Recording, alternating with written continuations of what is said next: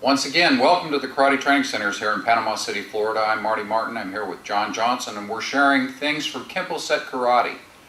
And we're going to start off in this particular session where we're going to start talking now about footwork and how we blend footwork with some of the principles that we've shown you, blocks as strikes, and how fans deflect and change the direction of your opponent's attacks.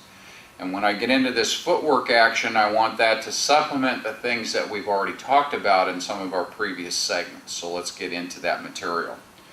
All right, let's talk about first if somebody's in an aggressive posture. So John's going to attack me, okay? In previous Kempo teachings and a lot of Kempo techniques, we approached that from a ready position, and then we were going to respond based on what we read the opponent doing.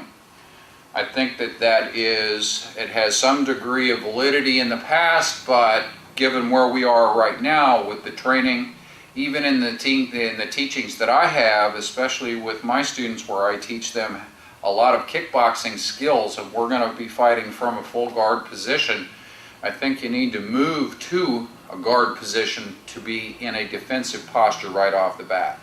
So if you see somebody's going to be aggressive towards you, you need to go into your position as well.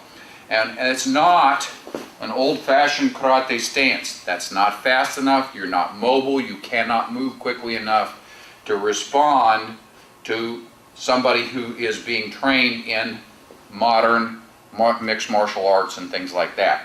So we're going to talk about footwork relative to blocks as strikes and our footwork relative to our fans deflecting. And I want to set that up for you and show you how the angles are going to complement that. So, step number one, what did we do?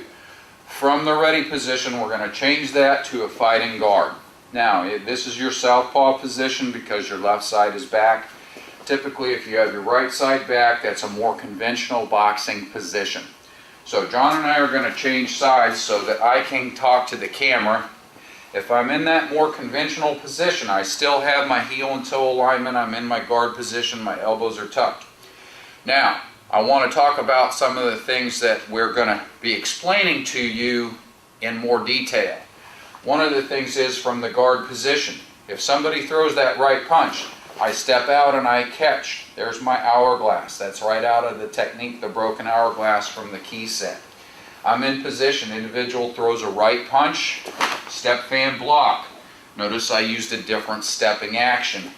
If I'm in position and John Eddie throws the right punch, right kick combination, I'm here, and then here's my block.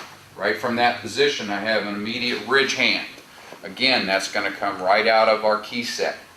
If I'm in position and I see that kick come, and I step out from position and I use my inward palm block, I change my angle with a hidden step.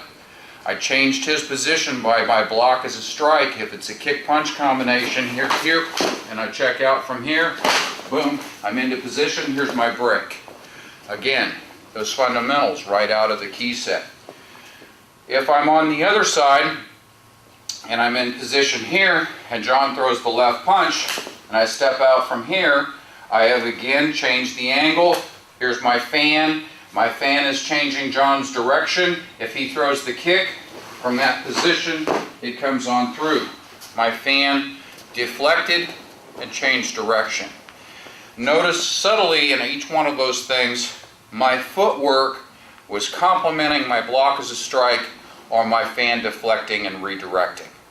And that's what we're going to be getting into over the next several sections here at the Karate Training Centers.